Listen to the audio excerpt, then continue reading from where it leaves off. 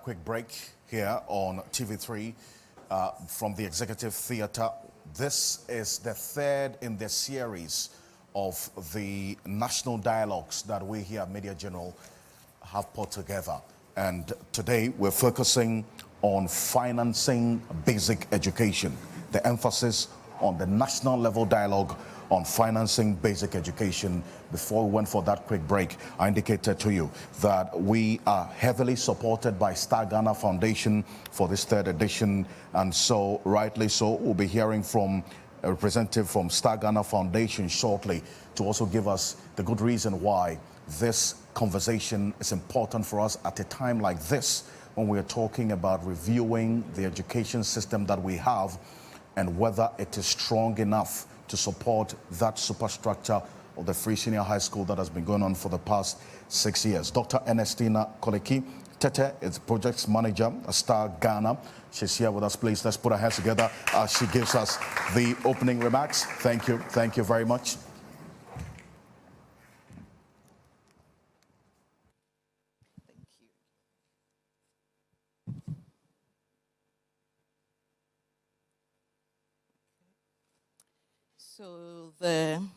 Good morning. To the management and team of Media General, team of experts gathered here, ladies and gentlemen, all protocol duly observed.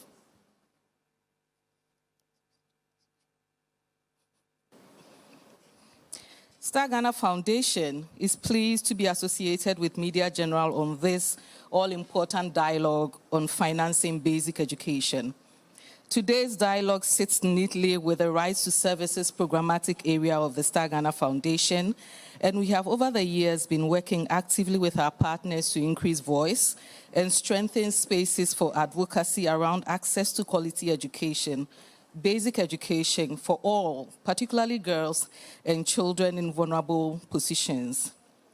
SGF, Star Ghana Foundation, as a center for active citizenship and local philanthropy, believes that one of the most effective tools to active citizenship is an effectively running education system that caters to the needs of all learners at the basic, secondary, and tertiary levels.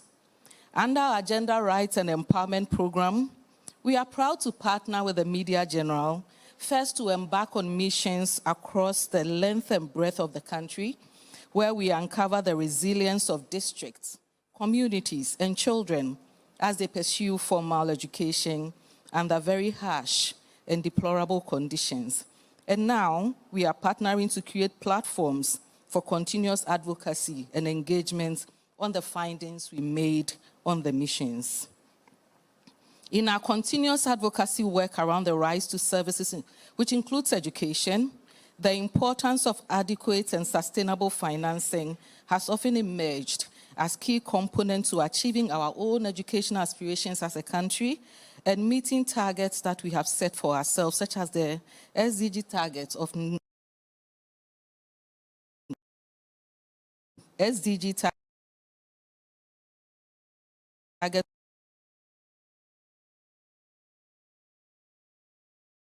of living no.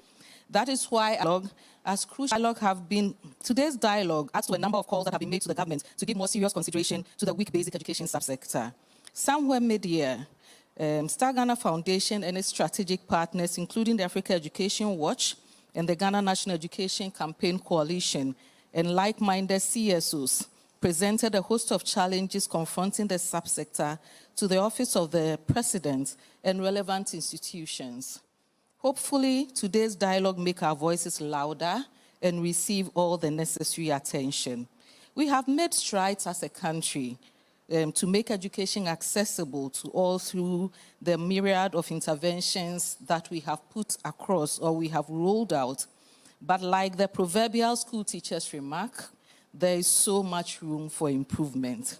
And this definitely encompasses adequate and sustainable financing for basic education. So with a team of experts here to do justice to the subject, I'll take my seat and wish us all a productive deliberation. Thank you.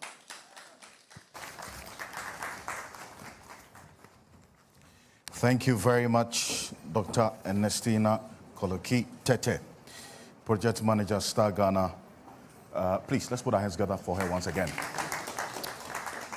There's something very instructive in everything that she said, that we're going to talk about adequate and sustainable financing for basic education in this country.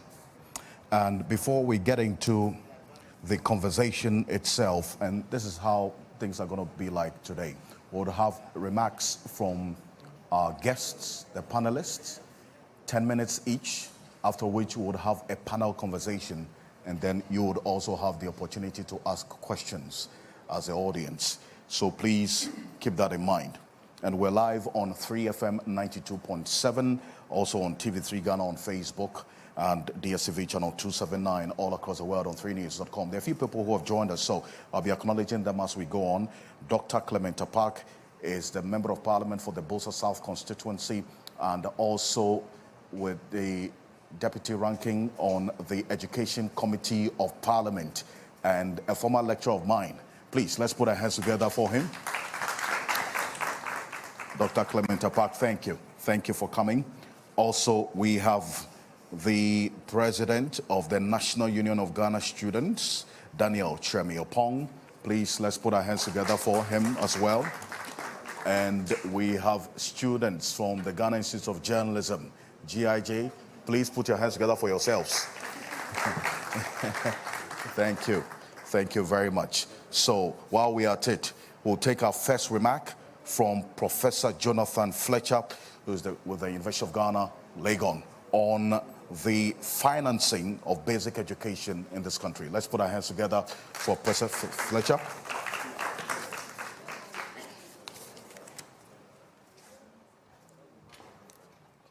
Okay, thank you very much for the introduction, and good morning, colleagues and everyone here. It's very interesting to talk about education finance. Well, actually, I've always said that every conversation around education is built around Sustainable Development Goal 4. And until we get it right, we will continue to talk about education all the time. So that becomes the yardstick with which we measure the extent to which we are achieving that goal. And that goal is clear, which says that we are to provide two things. First of all, we have to provide inclusive and equitable education at all levels. So that's what he says. And the idea is that by 2030, all boys and girls complete free, equitable, and quality primary and secondary education, and so that all learners acquire knowledge and skills required to promote sustainable development. And so that is the statement that is guiding all the things that we are going to do here today. The Americans say that if it's not broken, why fix it?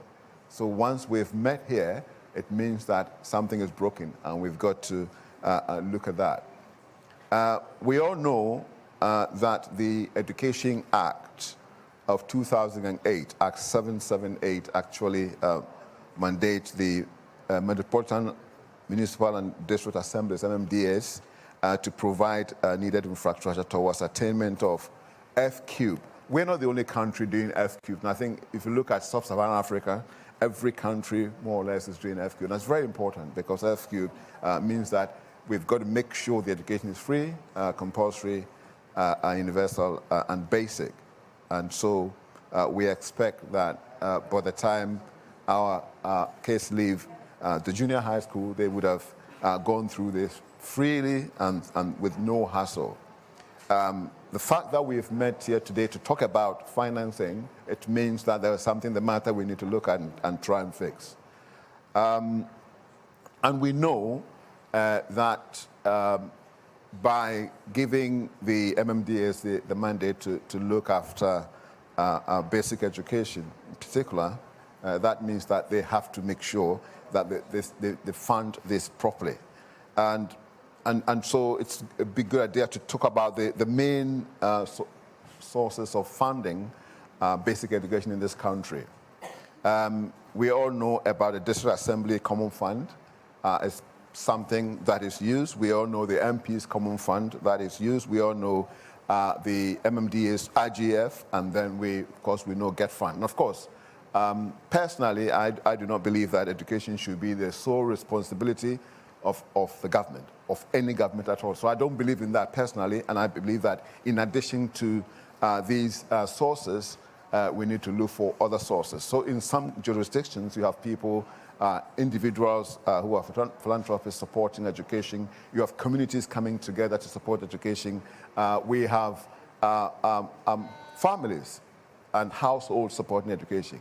And that is the only way in which we can achieve what we intend to achieve. So that's very important for me, from my personal experience, that it's important that we see education as an all-hand-on-deck affair, because I don't think government alone can do that. And so we are here today to look at all the possible sources of funding basic education in a way that we can sustain that and make sure that we achieve the goal for. And of course, before we think about how to do it, we need to talk about the challenges that we've gone through, or the MMDAs have gone through as a result of trying and execute their mandate of supporting delivery of basic education at that level. We all know the challenges in this country, and of course we all know the link between education and the economy. It's so strong that if the economy is good, the education will be good. If the economy is weak, the education will be weak, something like that. And so anytime there are challenges, we find, especially with the economy, there are challenges in the economy, of course, education will be hit. And that has been the case in this country. And that is the more reason why we probably need to look beyond these sources to try and find ways in which we can find sustainable ways of supporting or financing education at that level. And I believe that as a nation, we believe in education because I had a quick look at the MOE's medium-term expenditure framework, and I saw beautiful figures, and I saw something like around this time we have a net enrollment figure or rate of 76.4%, something like that. And I said, that's fantastic. That's 74.6, I beg your pardon. And that's fantastic. Okay, so what that means is that if you take any particular group, population of school-going age, then we have 74% of that group in school. And so I asked my question then is that leaves us with 26% of the people. Where are they? Okay, so it means that until we get 100% net enrollment figure, it means that a lot of people, or we are leaving people behind. But we are not supposed to leave people. That's why we are here. And so the next question I asked myself is that, is it to do with the way funding is done? And if it is to do with the way funding is done, how come 76% or 74% are in there? How did they get there? Is it a case where the funding schemes that we are using are preventing these 24 to 26% from getting in? It's some of the things that I've been asking myself. And for me, the other thing I also pay attention to is inequalities in education. That is the thing for me that we need as a country to look at very carefully, because if we are trying to make sure that education is free and compulsory, then we've got to make sure that we are in it together. It does not mean that our children in cities and urban areas must go to school and children in rural areas must not go to school. And so if that happens, then we are not behaving as a nation. And so we'll be looking at these figures to find out where are these 24 to 26%? Are they in the rural areas? And if they are in the rural areas, why are they in the rural areas? Now, if they are in the rural areas because of the funding regime or scheme, then what do we do, to make sure that that doesn't happen? And so I'm sure as we go through the program, there will be presentations and from here and also from our audience to find out exactly what is happening. It may be the case that we have enough money to go around. It may be the case, I'm not sure, but it probably be the case that is a distribution which is causing the problem. And so I'm sure this forum will help us to find out exactly what. As it is now, I'm sure some of us have answers to the question of as to whether it's a distribution which is creating the problem, or it's actually a lack of funds which is creating the problem. So we'll be looking at that. Now, if you look at what has happened, and I said something about the link between economy and education, and you realize that we've struggled in this country with our economy, and therefore it's important for us to acknowledge that as a result of that, we are going to experience difficulties in education.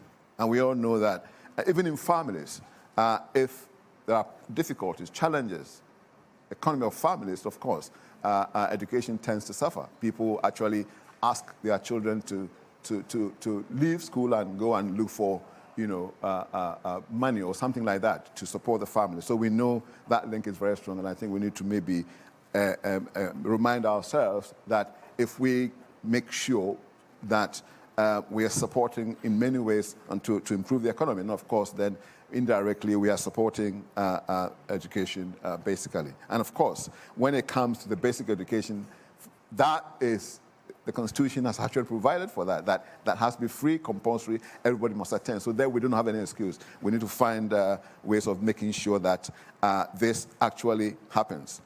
Well, we've read that some of the challenges that we see with the funding mechanism or funding system, one of them is the MMF's inability to generate a significant IGF. And I asked myself, MMDA's inability to generate IGF, and I asked myself, so why that? And is it a case where every municipal, metropolitan district assembly unable to generate IGF? Or is it a case that some of them cannot do it at all, or some of them do not want to do it, or some are doing it better than others? And if that's the case, then how do we do that? We are a nation, and we know that if you take that point alone, just take the MMDA, the first M is metropolitan, the second M is municipal, and then you go to the district assemblies, and so on. And then you have the assemblies there. And so is it a case where each of these cannot or not able to generate IGF, or is a case where some can and some cannot? And if some cannot, why is it that those cannot? And how do we do, or how do we look at it from as a nation to see how those who can support those who cannot? These are all questions that we ask ourselves. But in any case, I always go back to my 24 to 26% kids who are not in school. That's what I'm going to base my argument on, and trying to find a way of supporting the system in such a way that we can get this 24 or 26% back to school. Now, it may be the case that in some cases you have more than is needed. In some cases, you have nothing at all. How do we make sure that the distribution is done in such a way that we will make sure that everybody gets a question? Now, remember, the two words that are actually driving us is inclusive education, is equitable education. Okay, and so that means that as a nation, we got to find ways of making sure that whatever we have, whatever budget we have to support education, we do it in such a way that it will support everybody in that sector, particularly our learners. That's very, very important.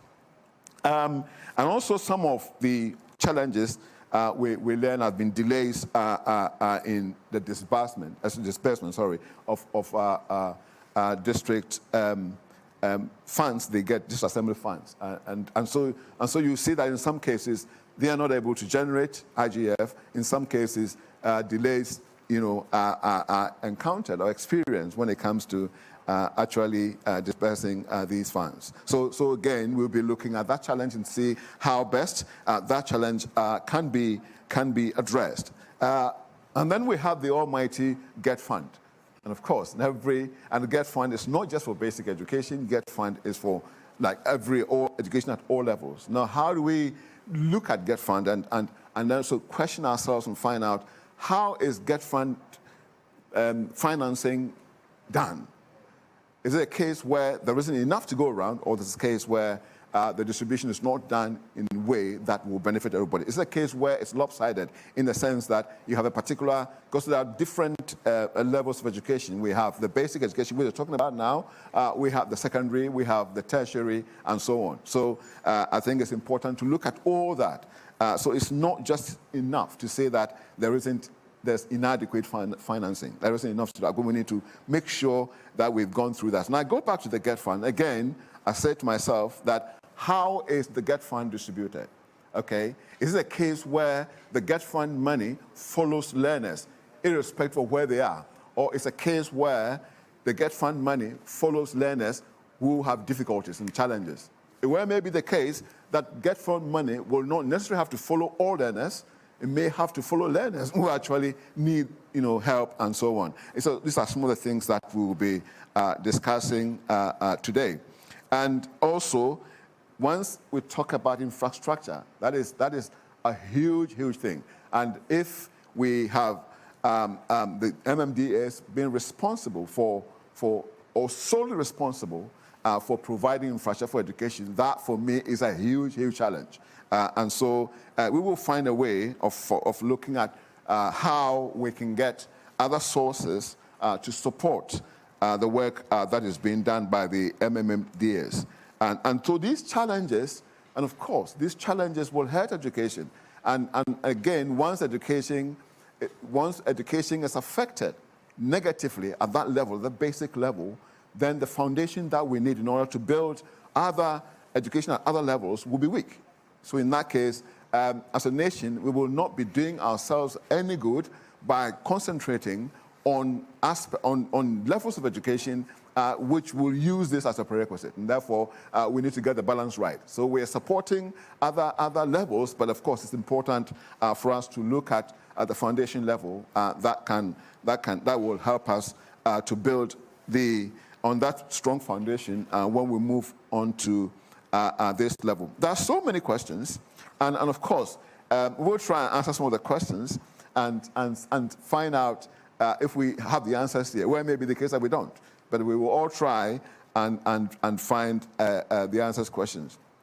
Now, a question like, for example, one question that I read is that, do we have a compelling need to get government to increase money required to finance basic education? Of course, I'm sure if you ask everybody, very good, everybody will say, yes, we do. Okay, but then how? And so, and I know there are a lot of questions that are coming up, and I don't want to take the wind out of anybody's sails. So I'm going to end here, and then give the audience to my colleagues and audience. Thanks very much. Right. Yeah. Okay. Good. Okay. Thank you. Very good. Please, let's put our hands together for Professor Jonathan Fletcher. Let's put our hands together for him once again, please. Thank you. Thank you very much. Inclusive education is equitable education. Very, very, very important point there. And that leads us to the current state of our basic education system in this country. And I recall that our next speaker, not too long ago, shared with me data of the research that he, together with his team at Africa Education Watch, had conducted in the Adentan constituency alone. The Adenta constituency, a number of the public basic schools there have at least not less than 60 people in one class. 60. Can you imagine? 60 children. That's even just the least. And a number of the basic schools in the Adenta constituency are privately owned. So that creates the problem of access as well. So there's a likelihood that a child who is born to a relatively poor family in Adenta constituency, for instance, may not be able to access public basic education. That's the challenge that we're faced with. Kofi Asare is the director of the Africa Education Watch. They put together a number of papers and research on the basic education situation in our country. He's going to be doing a presentation on the assessment of our basic education and also the way forward. Please, let's put our hands together for Kofi Asare. Thank you. Thank you very much, Albert, Alfred, and Morning to everyone. I am happy to be here, and I think this is the right place to be at this time. We're all aware that we are in a pre-budget season. Hopefully next week, the Minister of Finance should be reading the budget for 2024. And these discussions, we all are aware, should have a way of influencing how we allocate resources for education, social protection, and other social services. Yes, we've done a lot of work in Adenta and Tema with support from our partners, ActionAid, and we are currently doing some work there with support from Star Ghana Foundation. It emerged that even though the responsibility of providing basic education is that of local governments per the education law, local governments have limited capacity to raise the requisite revenue to finance basic education. And so if we continue to relegate a higher portion of the responsibility or the burden of raising money and financing infrastructure, which is the largest component of the education burden, to local assemblies, we may have a situation where only the private sector or the private sector will lead instead of supporting government in delivering education as a right. Don't forget that 38(2) of our Constitution enjoins the states to lead in providing free, compulsory, universal basic education for all Ghanaians, irrespective of their gender, their socioeconomic status, their income levels, or their geographical location. And so where you have a situation where the constraint of local government in raising enough funding to finance education, especially infrastructure, is limiting their ability to build schools.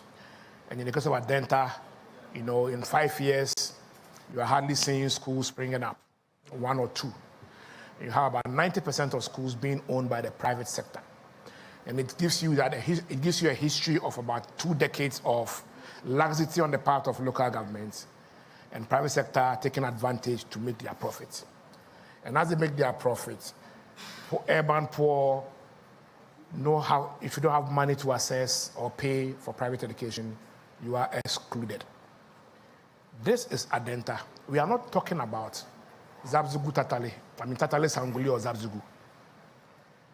This is Adenta, a municipality that has the capacity to raise more than 12 million IGF in a year. Struggles to build 1 basic school every 2 years.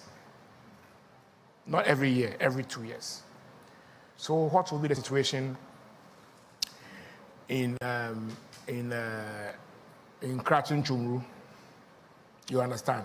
And that's a wider conversation we must have. Recognize that, yes, some local assemblies may not be committing adequately in line with the international benchmark of 20% of their local revenues to education. Others are committing, but they just are not raising adequate internally generated funds because the people in their jurisdiction are as poor as the assembly themselves. That is why the lack of a responsive national education infrastructure financing system will affect the ability of local government to serve basic education to citizens. And it is part of the reasons why, according to the Ghana Statistical Service, 1.2 million children of school-going age are not in school or were not in school by 2021. 1.2 million. Out of that 1.2 million, about 600,000 are primary and KG-aged children. The only way the 1.2 million children can find space in our basic education system to enroll and complete the full cycle of basic education, consistent with our commitment under the Sustainable Development Goals and the Education Strategic Plan 2018-2030, is for government to finance the construction of at least 2,000 new basic schools.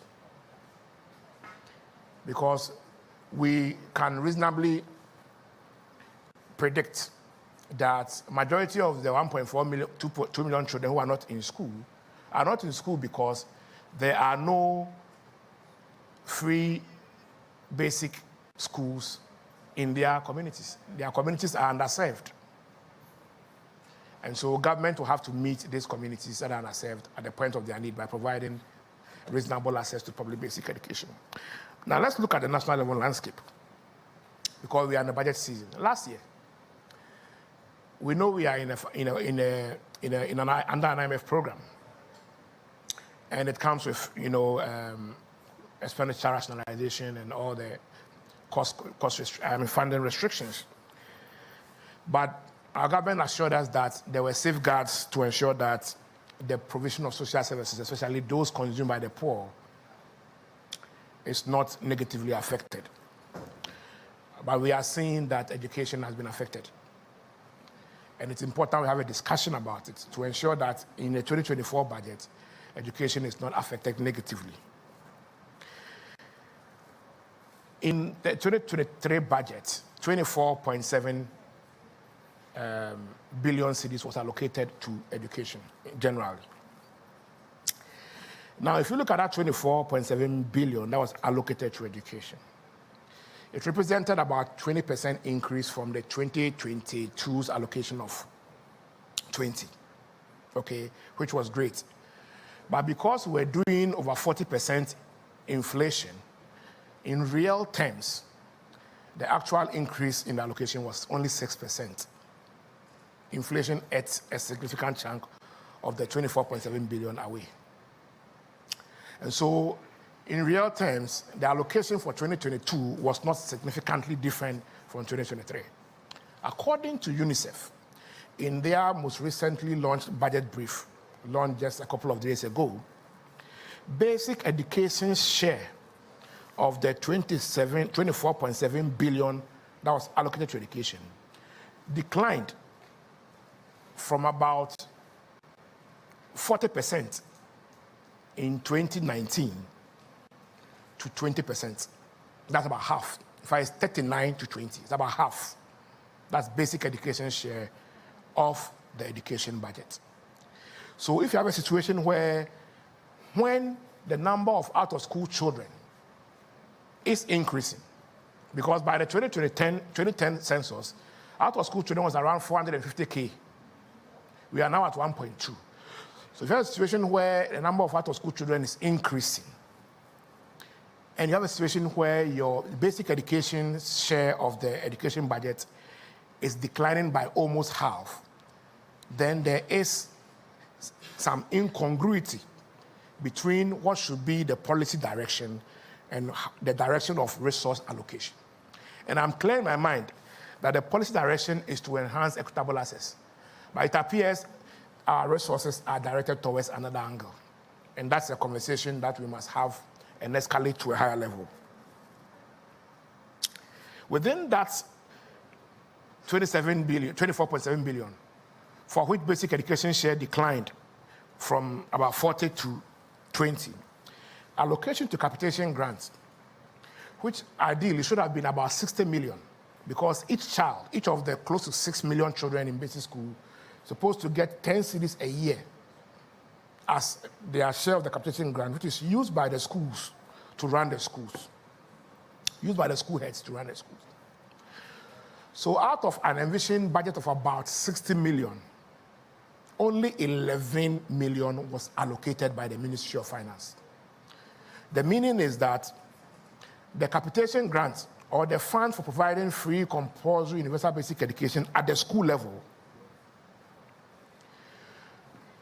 for 4.9 million children was not disbursed. Out of 6 million, only 1.1 million children received their share of the capitation grant. That is the meaning of 11 over 60, 11 million against 60 million capitation grants. GET Fund is a major infrastructure financing tool. We are all aware of that. Yes, GET Fund may have its own challenges, but GET Fund had close to 2 billion to disburse for infrastructure, scholarships, and other priority projects, ICT, digitization, and all that. Basic education received 12% of GET Fund.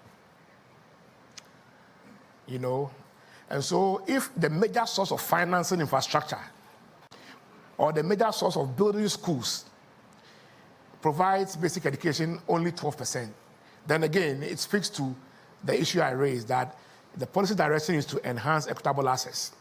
but the ingredients of enhancing equitable access are not being financed. Looking at the resource allocation, basic received 12%. Out of the 12% that got to basic, 60 million was allocated for the construction of new basic schools. 60 million can build 60 basic schools. We have 216 local assemblies.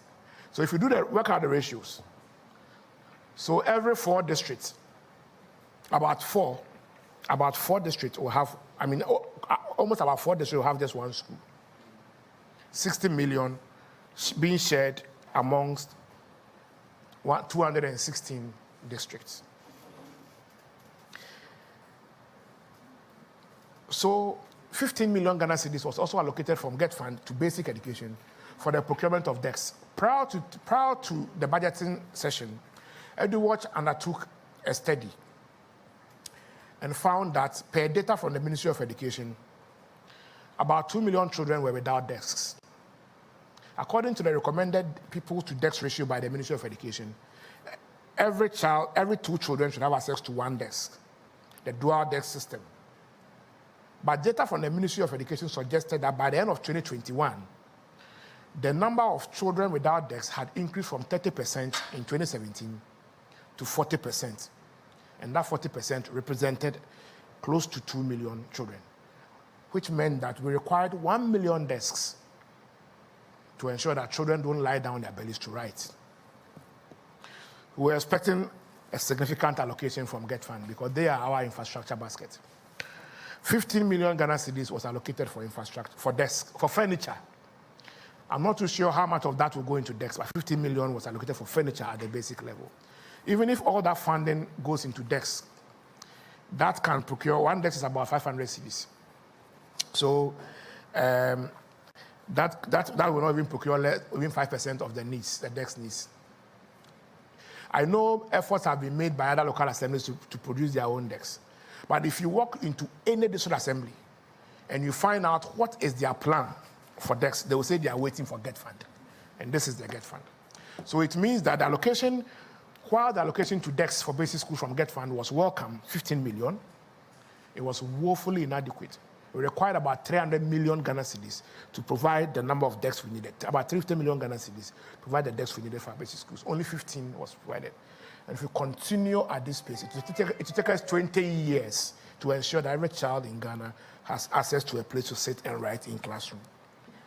Get Fund finally allocated 85 million for the purchase of textbooks.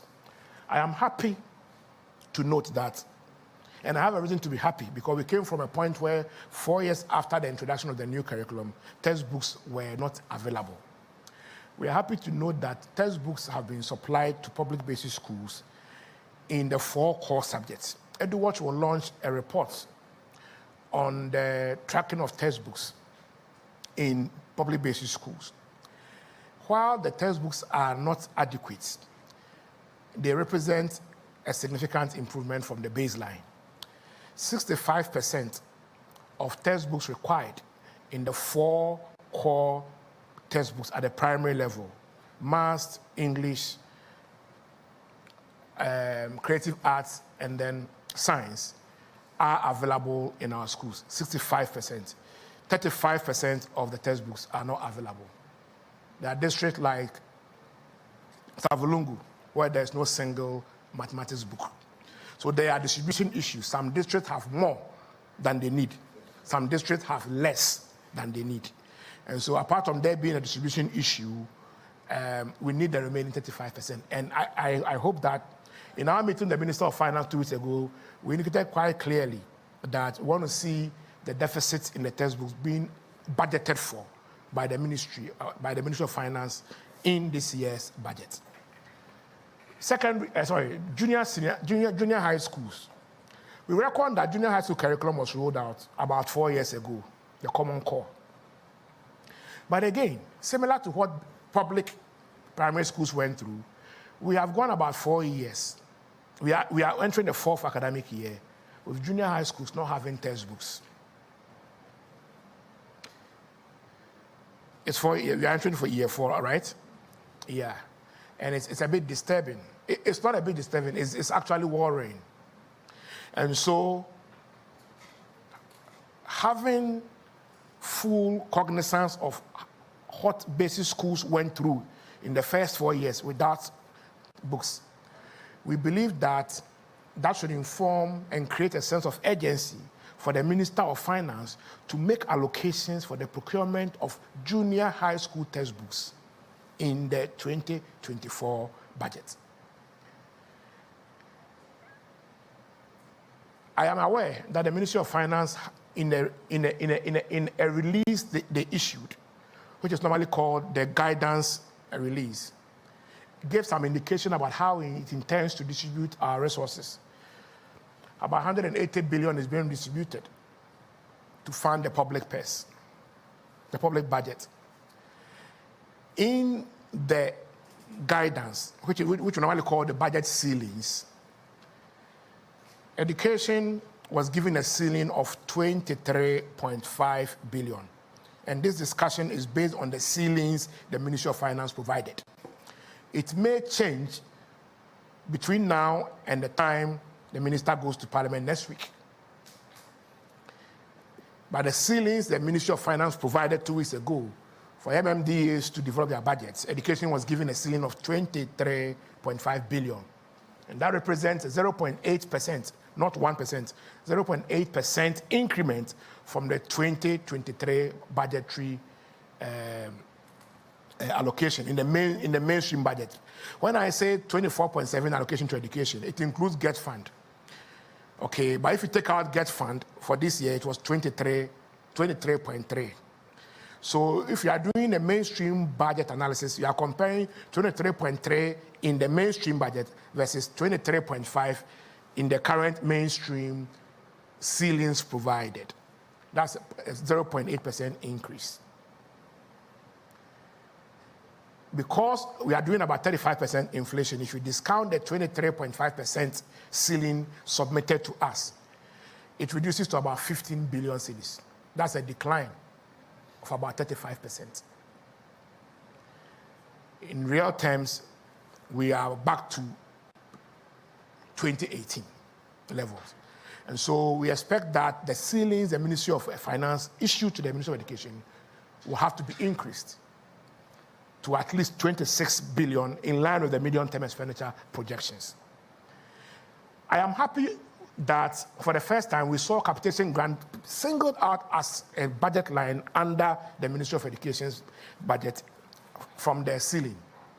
And the Ministry of Finance allocated 38 million for capitation grants. I am happy that a ceiling a line was created to enable us to track capitation grant for the first time. But I'm not too happy that only 38 million was allocated for capitation grant instead of the expected 60 million. Because by 38 million, it means that 2.2 million children's money have not been accounted for or budgeted. And so we call on the Ministry of Finance to ensure that the capitation grant budget line in the ceilings and in the budget to be presented next week is fully accounted for. 60 million for capitation grant is the minimum we are expecting. And as I've said, we are expecting to see allocations for the procurement of textbooks, the additional textbooks in primary schools, new textbooks in junior high schools, and a significant contribution or allocation for desks and then school infrastructure, and also the capitation grant. Thank you very much. Thank you. Thank you. Let's put our hands together for Kofi Asare. Thank you, Kofi Asare, Executive Director of Africa Education Watch. Some good detail there. It gives us a clear idea of what we're faced with. If 60 million has been allocated to basic education, just about 11 million is disbursed, actually giving to them. That gives you a clear idea of why we are where we are with public basic education. How many of you attended a public basic school here? Show by hand. What's the name of the school you attended? Ashoma Presby. Oh, I know that school. What about you? Presec. Oh. Say again? St. Andrews. That's a public basic school. I see. It sounds private. University Staff Basic School. obviously. Great. And you? Sansley Christian DJHS and Primary. The school's name is Longo. Yes. It's what? It's at the Western region. Western region? Yes. Say it again. It's Sansley Christian DAJHS and Primary. DAJSS Primary? Yes. Wow. There's DA, there's JHS, and wonderful. Great. Final one. Chief, you also attended a public basic school. What's the name? Adanfo. You want to let me know that you are from where I come from. I know. Anyway, so none of you attended Agona Konyako Primary School. That's actually where I attended, by the way, in my class 1, class 2, class 3. Yeah. So there's a clear understanding of what the future really looks like if nothing is done immediately and urgently to change the situation that we're dealing with. And to understand the challenge a bit further, building on what Kofi Asari has just put out there, to know exactly what the way forward should look like. We have a man who is not just a lecturer at the University of Cape Coast, but also the executive director of the Institute for Education Studies, IFS, Dr. Peter Patianti. Please, let's put our hands together for him. Thank you.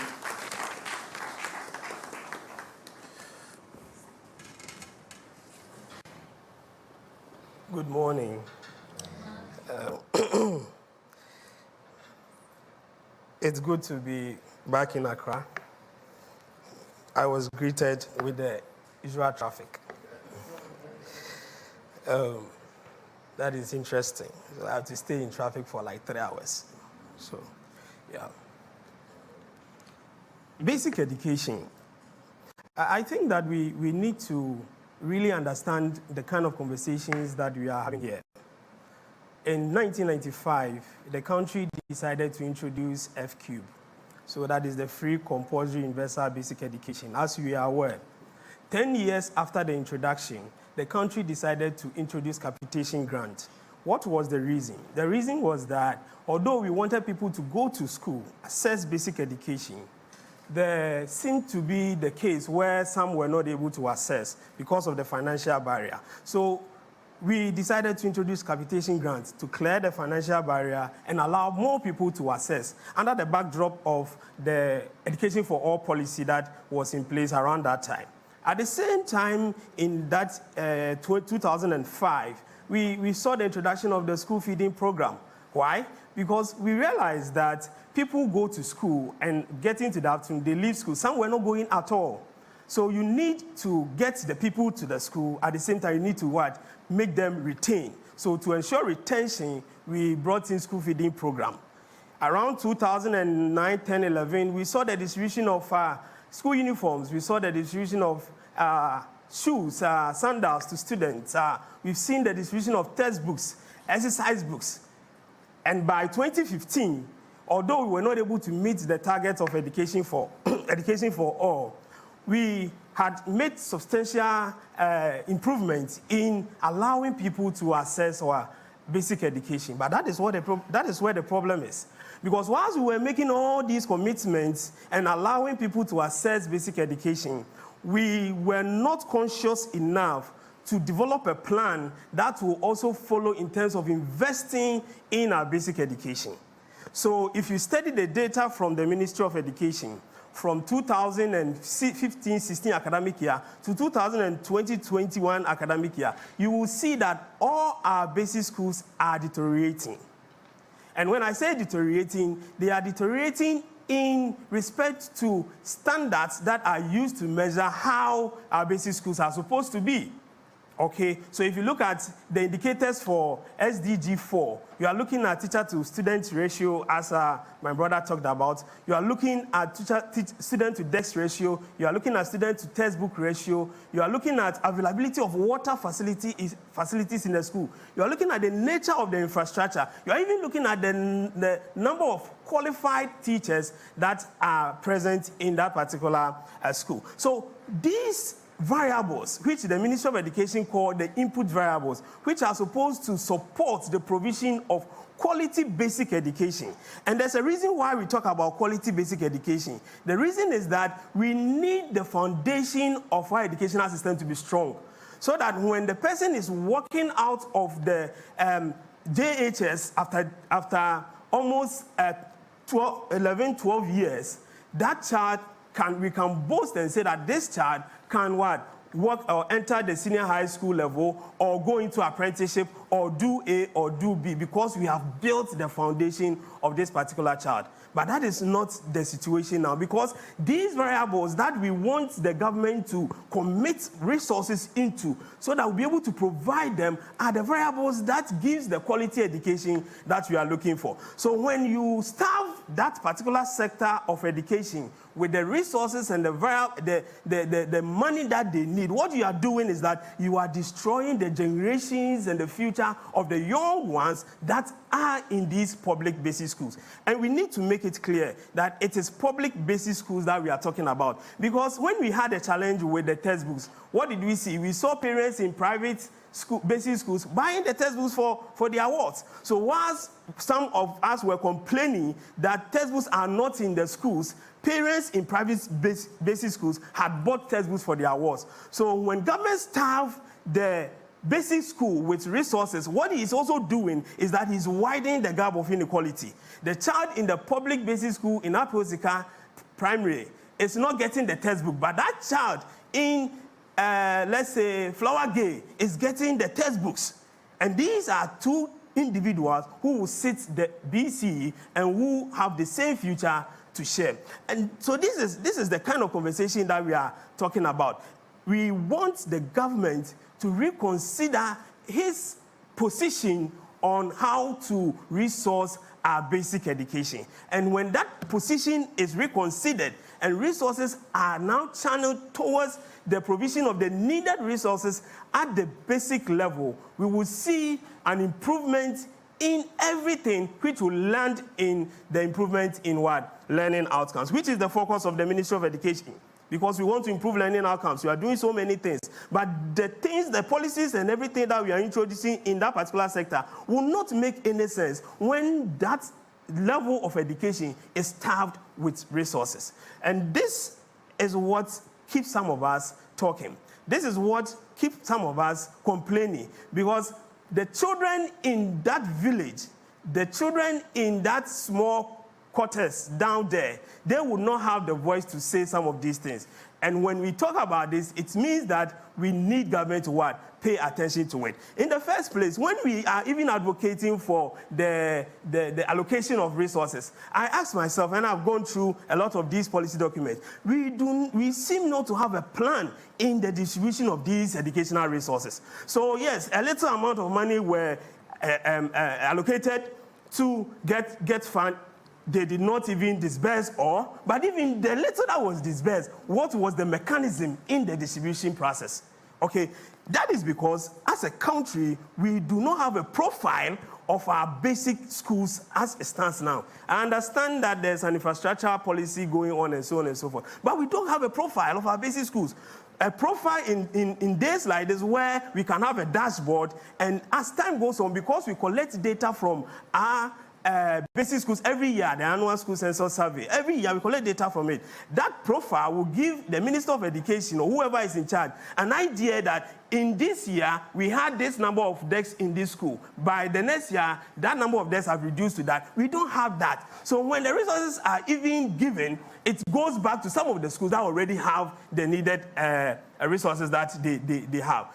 So first and foremost, we need to profile our basic education. Very, very important. We also need to have a specific focus on what we call our deprived schools. Okay, you cannot treat all basic schools the same. You know, people were talking about the basic schools that they attended. In the early 90s, everybody was proud to be associated with a public basic school. I dare say that all of us here attended a public basic school.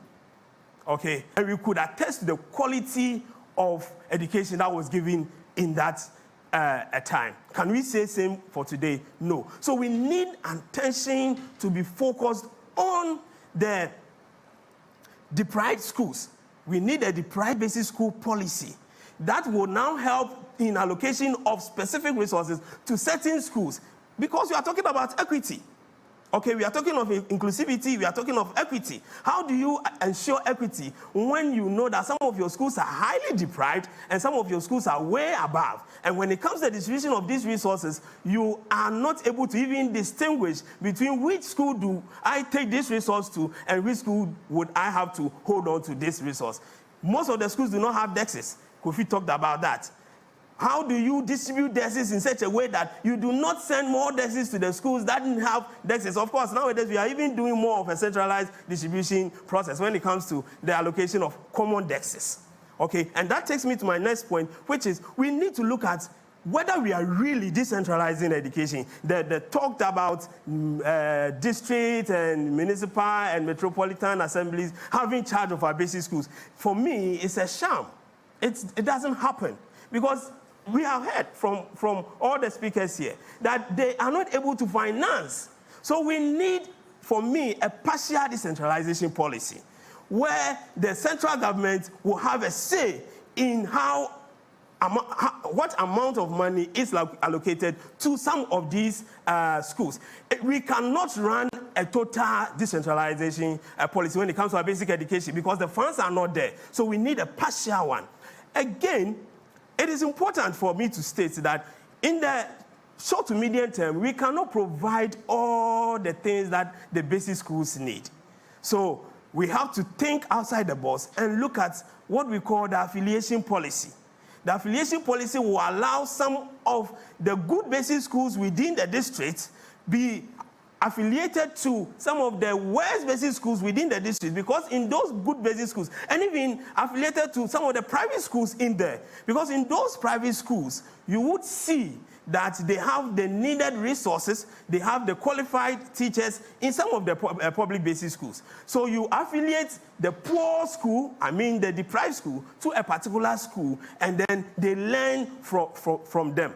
These are some of the things that we can do. But how do we do all these things when we do not have the requisite kind of budgetary support that will support the ministry? And how do we do all these things when the little money that is allocated to the ministry is now channeled towards other areas of the education sector and the foundation is left struggling? We need a redirection of the policy in terms of allocation to our education system. And for me, we need to feed the basic level with the needed resources so that they can in turn feed the secondary and the tertiary level. If we don't do that, we will continue to push people to secondary and tertiary, but we will not be able to get the best out of them. Thank you.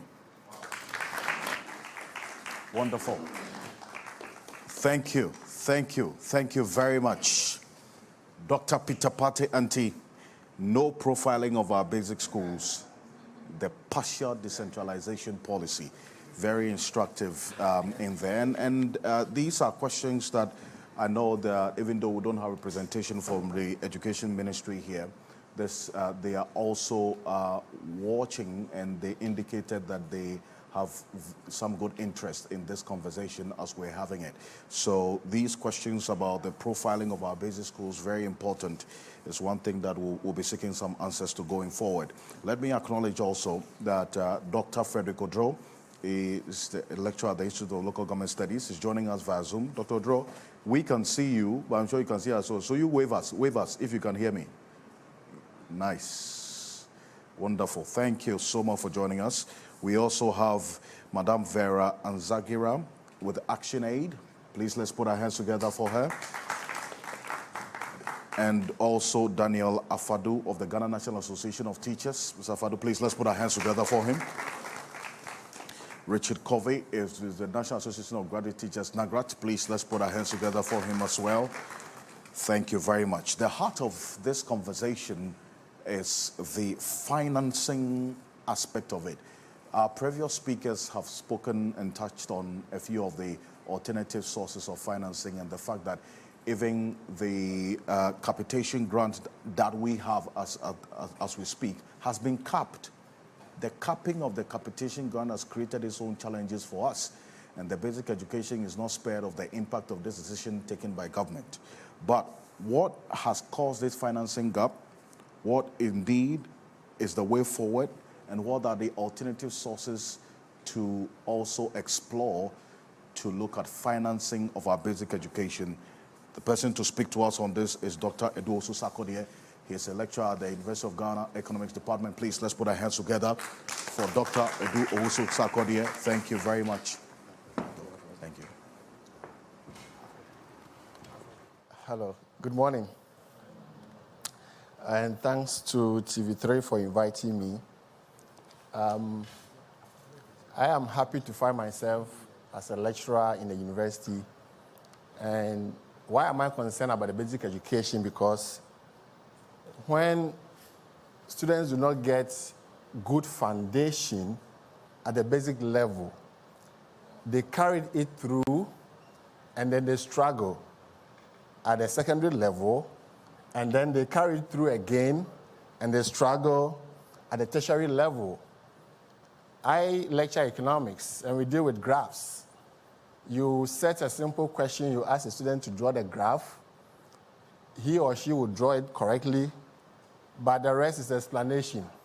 So you see the graph drawn correctly, but the brofoot to explain it becomes sometimes a challenging issue. So I am very interested in the basic education.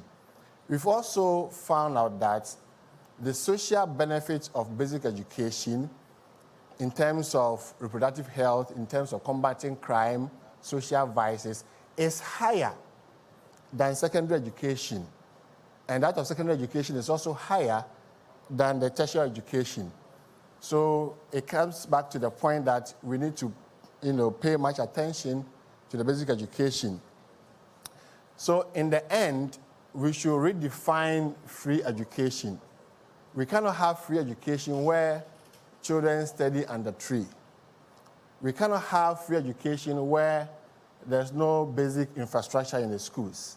We cannot have free education where basic things, logistics, chalk, marker, are not available in the schools.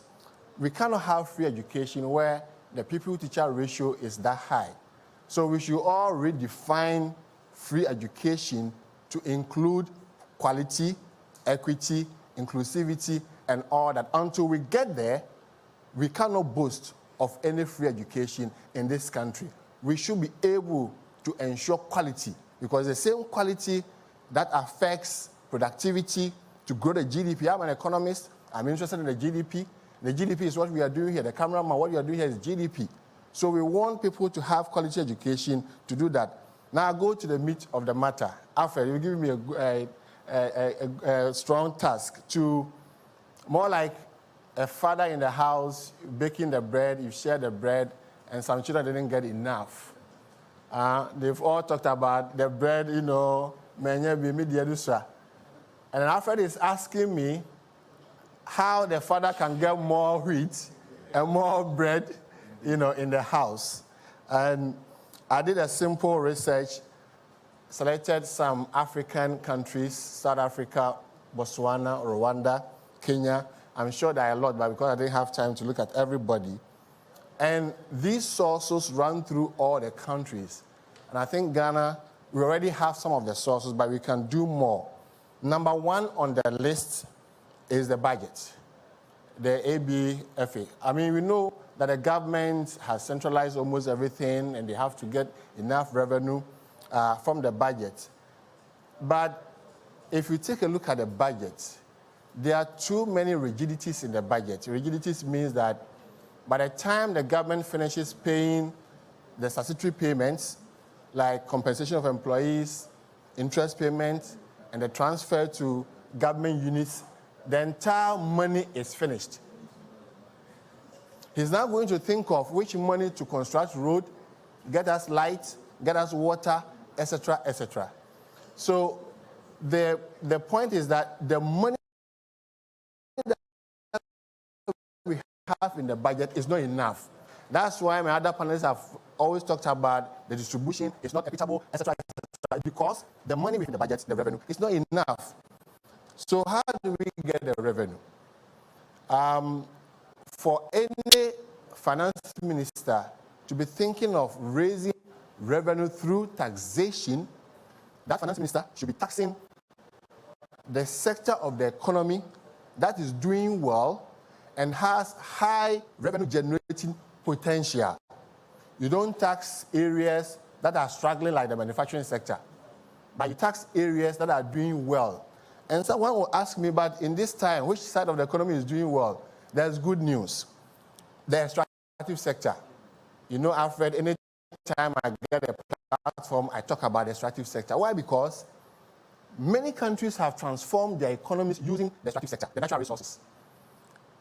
The extractive sector, according to the IMF, is expected, in the midst of all the economic challenges, the extractive sector is expected to grow at 12% this year. The average economic rent of the extractive sector, the economic rent means how we, the economists, we calculate profit, because we take care of all the costs plus opportunity costs. So after you have deducted all the costs of the revenue and deducted the opportunity cost, the average economic rent or economic profit in Ghana from the extractive sector amounts to $5 billion. Ghana here. Ask me how much the government gets. Only 10.4%. That's 500 million. So we want money, we have the resources, we have signed contracts, given into the hands of the private person, and they have taken everything away. And somebody will raise a question of investment. Mind you, I wasn't talking about revenue, I was talking about profit. So it means we have deducted all the cost from that. Ghana today is the #1 producer of gold in Africa. I am repeating my point. Last year, we produced 3.8 million ounces of gold, amounting to $6.4 billion. No million, no mem, billion dollars. Crude oil, we produced $5.6 billion.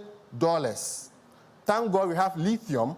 Today, lithium is going to be, by next year, based on the same figures, if assuming that gold and crude oil are going to give us the same, export value, then lithium will be the #1 export commodity for Ghana. It's estimated at $6.6 billion. So only the 3 natural resources that God has blessed us with, in a year, the export value amounts to $18 billion. Not cedis. Now you can do the multiplication using the exchange rate of 12. So you have a country where only 3 of your natural resources, the export value, is estimated at $18 billion in 1 year. We need to really look at how we get this contrast done.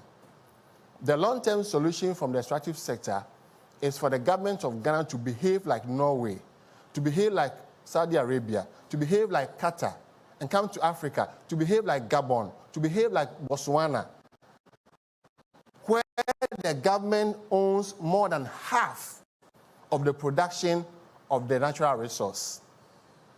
So we should be taking steps as a country. You're asking me where I should get money from. I have mentioned the money to you. $18 billion in 1 year from just 3. And so the long-term solution to get money to finance education, including the basic education, is for the government to invest in the extractive sector so they can get enough of the profit and not 10.4%. The short-term solution is the royalties. It is a shame for Ghana to be the #1 producer of gold in Africa and be taking 5% royalties. It's a shame. We should all bow our heads in shame. You cannot be the #1 producer of gold in Africa and be taking 5% royalties. So, Alfred, today, tomorrow, the budget will be read next week. The finance minister can sit with all the mining companies and increase the royalties from 5% to either 8% or 10%. And how much do we get? We are going to get about 2 billion or 3 billion cedis out of this small increment. And Kofi, how much do we need? You're saying that currently it's about 100 and something million cedis for the basic education. So just increase the royalties from 5 to 8. You are raking in about 2 to 3 billion cedis extra revenue and channel it to the basic education. There are other sectors of the economy that are also doing well, and that we can either tax or levy them. The telecommunication industry, it is booming.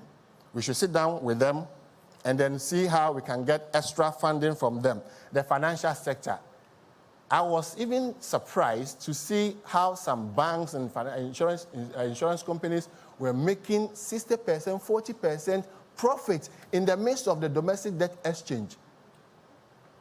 And they tell me that they were not too exposed to governments, the purchase of government bonds. That's why they're making a profit. So they are making supernormal profit. Let's get some revenue from them. Now, the good practice from other countries, I've mentioned South Africa, Botswana, Rwanda, Kenya, Gabon, apart from the central government financing, which I've mentioned, from the extractive sector, from the telecommunication industry, and from the financial institutions. Because these sectors are really doing well, and there's nothing wrong with sitting down with them to increase small percentage of the levies and the taxes and royalties that they give to government. The local government, the second one is the local government, source of financing. My brothers mentioned the District Assembly Common Fund, the MP Common Fund, the MMDS, etc. That's the local government. Can we as a country allow them to collect the property tax so that locally they can use it to finance the basic education? The potential for the property tax in Ghana, as we speak today, is 12 billion cedis. 12 billion cedis. Kofi says that how much goes to the basic education is not even up to 2 million. 200 million. It's about 100-something million. So, but the potential in the property rate is 12 billion cedis. And we should wake up as a country, be serious, and empower the local government to collect their own revenue. Then the third source that I recommend, based on the literature that I've done, is the School Development Fund. That the school itself, if you take, for example, the Adenta Basic School, that school should be encouraged to have their own fund set up and allow the PTA to contribute, allow the philanthropists to contribute, allow all students of the school to contribute. Some of you are here. If you are called back home to your own school, will you go? You should go and contribute. Even if it's 1 cedi, let's have that fund for the local school and then contribute. The next, as is done in other countries, is a public-private partnership. The private sector will look at the potential of the basic school before. So this one, the feasibility of this is a bit questionable, but it should be on the table for us to discuss it later. Then the last one is the donor funding. Donor funding currently stands at 7% of the entire budget for basic education. Now we can do a lot. I mean, encourage these UNICEF, encourage NGOs, have more partnership with them. In fact, one of the goals of the SDG is partnership, global partnership. So we should have the global partnership with these ones and get more revenue. So I'm sure as the discussion goes on, we will get, idea about which other areas to get revenue. But let me end on a good note. Prof, you mentioned that the basic education enrollment is high, and I have a figure here for the net primary enrollment, which stands at 87.4%. Very good for the country. So there are some good news that we are making some progress when it comes to education. 87.4% is almost the same as the average for the upper middle income countries of 88%. So all upper middle income countries are doing 88%, and Ghana is doing 87%. So kudos to Ghana for making some progress. The next good news is the calculation of the Human Development Index. And this one is calculated using health, education, and income to assess the level of development at the micro level, at the individual level by the United Nations. And guess what? This is the news. That Ghana's HDI score has increased from 0.55, from 2015 to 0.632 in 2021. The global ranking out of about 190 countries is that Ghana has increased its ranking from 140 to 135. And that of Africa has increased from 16 to 12. And so the whole of Africa, we are number 12 in terms of the HDI. It used to be 16, Our position was 16 in 2015, and now we are doing 12 in the whole of Africa. And in West Africa, we have always maintained our second position. So we are just second to Cape Verde. Cape Verde is the only country that is ahead of Ghana in terms of the HDI. So yes, there are challenges, but I told Kofi that I will mention the good news too. The good news is that Ghana is making progress, but the critical question is about the distribution, it's about equity, it's about inclusivity. And I end on a good note. I can see teachers here. When you write our report, you write, more room for improvement, isn't it? Based on Ghana's potential, based on the natural resource that God has blessed us with, we can do better than we are doing now. I thank you very much. Indeed. Thank you. Dr. Edu Owusu-Sarkodie, yes, indeed, the potential is there. We can do better than we are doing now. The extractive industry advocating for a review of the mining agreements, telcos, property tax. Interestingly, a couple of weeks ago, I was with the Ghana Chamber of Mines. They say that even though we keep referring to the percentages of the royalties that we get, government also gets a lot more revenue from the taxes imposed in that sector as well. So that sort of creates a certain balance when it comes to what we are not getting in terms of the increased royalties. But that's another conversation we can have for another day. I recall, Dr. Owusu-Sarkodie, when you were saying that we should bow our heads in shame, I saw Dr. Tete bowing her head in shame, actually. Anyway, but there's definitely a room for improvement indeed. I'm going to go for this. We have to take a quick break. When we're back, we'll have Dr. Frederick Odro do a quick presentation on the MMDC's potential to raise revenue to finance education because of what Kofi Asare mentioned, at least in the Adenta constituency, for instance, when they raised 14.6 million cedis in IGF and only 10% went into education. That's awful, to say the least. And we'll also hear from Dr. Clement Park after this quick break. This is the national level dialogue on financing basic education in Ghana, and it's brought to you by Media General, as we've always done, and creating the platform for these meaningful conversations to help us develop this country the best way possible, and with kind support from Star Ghana Foundation as well for today. We'll be back shortly after this quick break. Stay with us.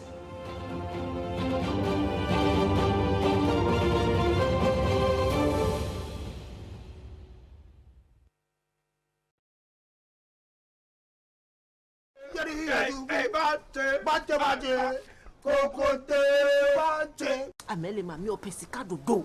Mami ne sumo sika cho mini sane. Ghana government to po. Ame here nyomo. Omudika. Who is this one? He's my apprentice. Ah, I am the boss. You talk too much. I the boss. Oh, Jade, come here.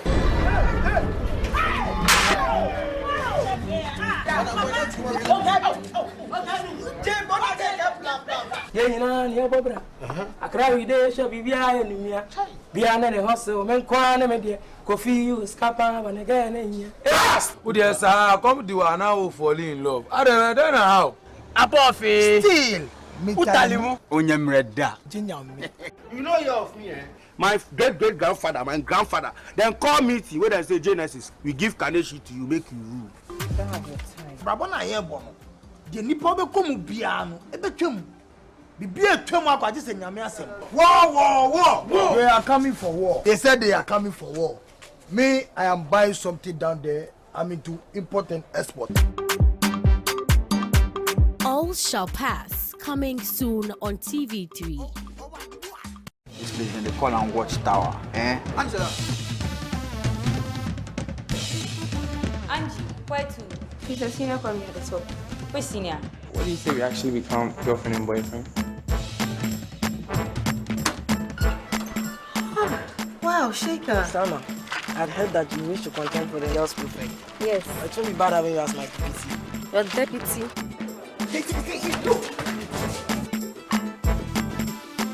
The Ruthless Junior, you know the man. He be con artist, first class scam. I feel she say the stealing school daughter you go dog am. People they actually date mothers and daughters. We there they talk about school mother and school daughter. Matthew, a degree na HSO. Today you want me like helicopter blade, something. YOLO, you only live once. YOLO Season 7 shows Fridays at 8 p.m. on TV3. Hey! What do you do with some cool $2,000? Okay. Here to Win game show is exactly what you need.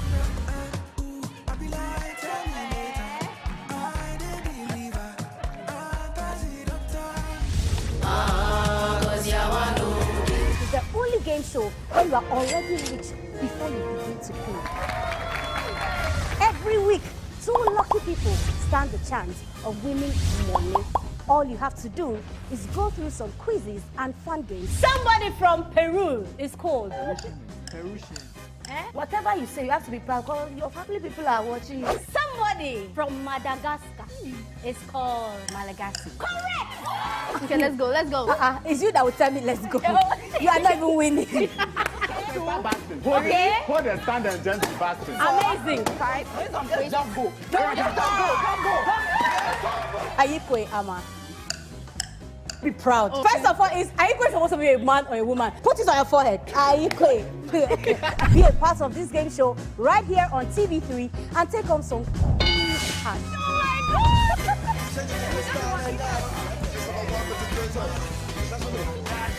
Come join us on Here to Win game show where you win it all. Hey, yo, mama. Hey, mama. Hey, yo, mama. Hey, mama. Here to Win. Here to Win shows Saturdays at 8 p.m. on TV3. Brought to you by Kill It Insecticide Spray. Gino Tomato Mix.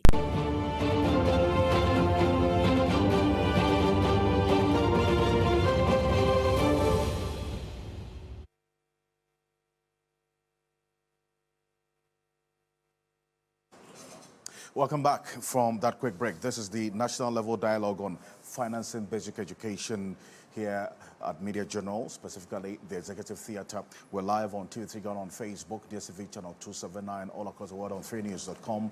We're live on 3FM 92.7. The many of you who are connecting with us across those platforms, thank you very much for making the time to be with us. And for those of you who are in this Executive Theatre as well, our in-person guests, thank you so much for making the time to be here. And it's proudly supported by Star Ghana Foundation. And our focus today is to come up with the solution to the problem of financing basic education the best way possible, the sustainable financing of basic education in this country. Before we went for that quick break, there was that concern about the amount of money that even the MMDCs dedicate to financing education at the municipal level. In the case of Adenta, some 14.6 million cedis was raised at internally generated funds in 2022. And just about 10% of that, according to the Africa Education Watch, was invested in education in the Adenta constituency, for instance. So what has to be done to help MMDCs improve on their IGF, that is generation, and then also the allocation to the education sector?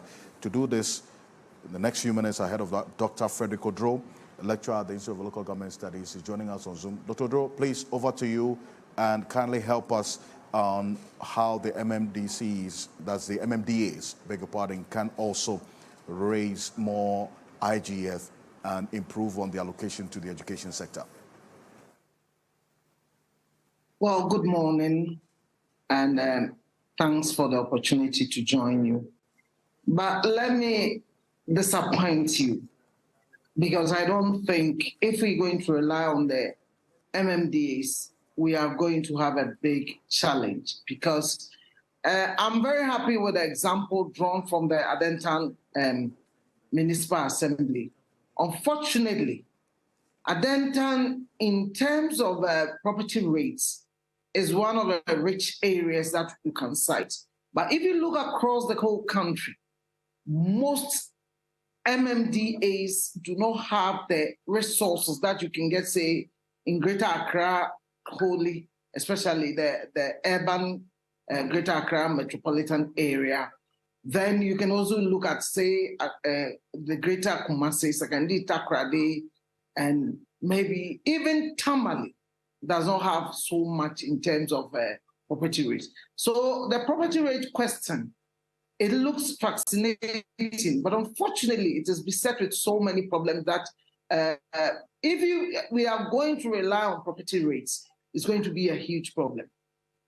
Today, we are even having a discussion about whether it is necessary from the GRA to step in the collection of property rates. This is legally the preserve of the MMDs. But over the years, the MMDs have been woeful in the collection of property rates, even in Greater Accra. I mean, the AMA has failed to collect the properties. If you look at the cost of rents and cost of buildings within AMA, for instance, and the kind of property rates people are paying, it tells you how difficult it is, because there are so many issues we can talk about relative to property rates. So maybe that's why some of us have found it difficult to strongly speak against the GRA stepping in the collection of the property rates in the country, because the MMDs over the years have failed miserably to do that. But be as it is, I'm very happy with some of the information that panelists have already provided concerning how far we are falling in terms of if we're looking at measuring indicators on access, quality, and the state of inclusive education. Ghana is quite low. We are below the benchmark score of 90.6 performance points. We are being scored around 76.6. And the sad news is also that, particularly post-COVID, because of, what we are all witnessing with the economy, significant drops have come in budget allocation to education.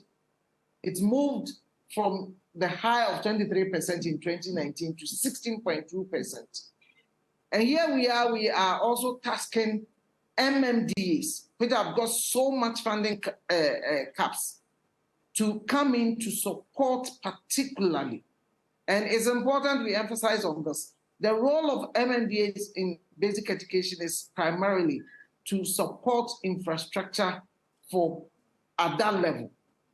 It doesn't go beyond that to, so by infrastructure, if you go to the assemblies, they are basically looking at the school buildings as well as the maybe the furniture that they give to schools. When it comes to direct teaching and learning materials, MMDAs do not come in, because that is what the local authorities are, the GS and the Ministry of Education is doing. So we are primarily, when we talk about the role of the MMDs, they are there solely to support infrastructure at that level. And by infrastructure, we are looking at the buildings and the furniture. It doesn't go beyond that. But if you look at the functions of the assemblies and you look at their funding sources, the assemblies are there to provide a myriad of activities. And primarily, all these are social services. But if you look at the funding sources the assemblies have, much of it is coming from central government. Again, the District Assembly Common Fund, the same GET fund we are talking about, Road Fund and the likes. And of course, there are development partners which come in to support the assemblies, but they come with their own agenda. So it is what they want to fund that they will support. So the assemblies are already, there is a huge funding challenges with the assembly. But be as it is, let us indicate that district assemblies or MMDAs in countries spend over 55% of their capex on education and health. And within the two, the education receives the lion's share. So already, if you go to the district assemblies, they are doing so much for education. However, the so much they are doing is woefully inadequate that I don't think relying on the assemblies to support infrastructure development for basic education is going to work. Right. Again, there are certain challenges that we need to point out here. You look at the say, GET Fund, which provides the biggest support for educational infrastructure. And even that, we are being told in this discussion that only 12% of that goes into basic education. The sad truth also is that the district assemblies or the MMDs do not even control so much this 12%, because when the awards are made for some of these infrastructure, they are made in Greater Accra, and they are made in Accra at the national offices. And sometimes the assemblies have very little to do with even supervising the implementation of some of these projects. Right. And this is a major challenge that we need to be pointing out, that if we are in a decentralized system and the decentralized authorities, that's the MNDs, cannot control what has been awarded in their own districts, then some of the projects that are delivered at the district level are done so badly, but they have very little to say about that. These are some of the challenges. Already we can talk about, I mean, there's an economist there who can better explain some of these things.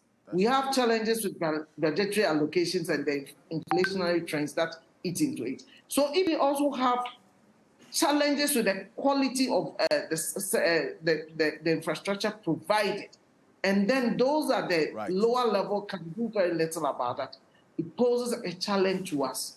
So I think all in all, as things stand now, with the challenges that MMDAs themselves are facing, I think we need to look at a better funding sources. And I'm happy with what the economist brought, some of the key things. A lot of the challenges we are seeing in our system is that we have these mining operators, these telco operators, some of these banks making huge profits in these difficult times, but then they do very little for the communities within which they operate. I would want to see a lot more of corporate social responsibility activities going to support the work that MMDAs do at the local level. Right. Otherwise, we won't have a lot to get out of the MMDs. Fantastic. Dr. Frederick Odro, thank you. Let's put our hands together for him. And Dr. Clement Park, one of our major contributors in this conversation, is a member of parliament for the Bosa South constituency. And then if we can have the microphone to Dr. Clement Park right now. He is the deputy ranking on the Education Committee of Parliament. Because in all of this, we need some level of backing, the legislative arm of government. What are the takeaways from here? What should be the conversation in Parliament going forward? Doc. Do you prefer I stand or sit? And I wouldn't mind if I would stand. No, you can sit, please. I mean, I'm a teacher by training too, so I think that you can sit. It is customary that yes, indeed. we stand in front of the class right. and then teach. Okay. Great. Thank you. Thank you. Let me say good morning to all of us gathered here and to express my gratitude to Media General, Star Ghana, and indeed the panel of experts. I must also acknowledge the presence of stakeholders in the educational space. Of course, I cannot forget to acknowledge the absence of the key stakeholder, and that is government and a representative from the government side. Having said that, I am thrilled that we are having this conversation, and I am happy because Media General, in partnership with Star Ghana, you chose to give us a panel that is not partisan or politically tainted. I say so because in our country, there is the tendency to try and use politics or partisanship to mask very important issues of national interest that ought to be discussed dispassionately. So I think that point ought to be made. As a member of the Education Committee of Parliament and a deputy ranking member, I acknowledge and accept. Dr. Park, if you can come on stage, that would be good, so that at least.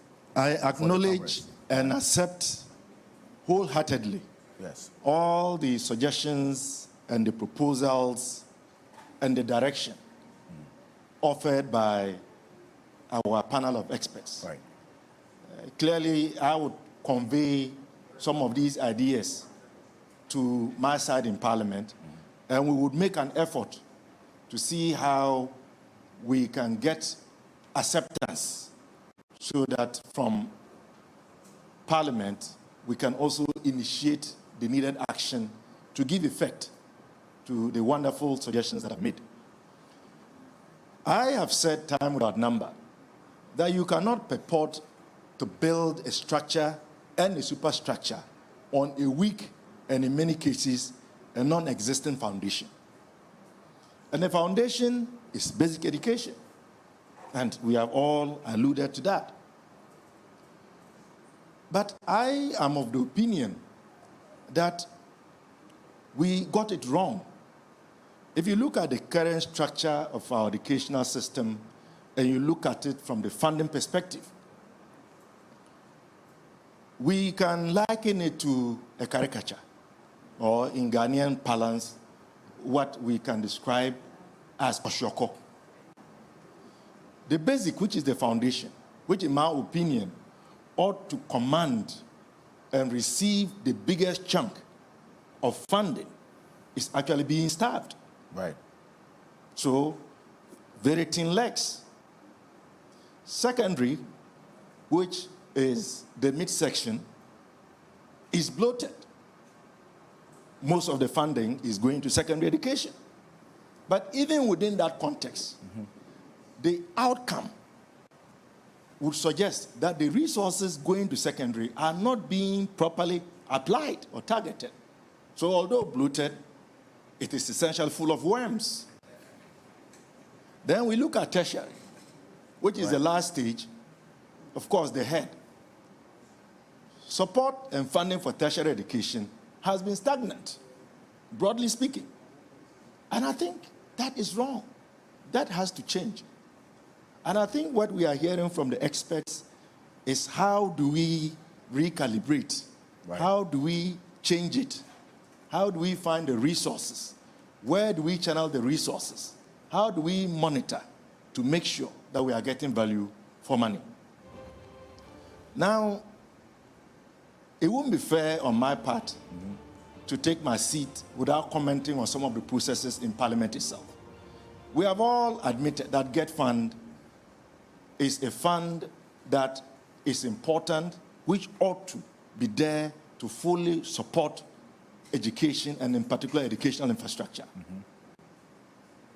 And so when government decided to introduce the capping policy, which was passed in the 7th Parliament, is part of all of the contestations, the arguments that we made in opposition to what we thought was a very bad policy decision and direction. It still went on to introduce the capping policy. One would have thought that we will leave it there. But then government then went on to also collateralize GetFund. Right.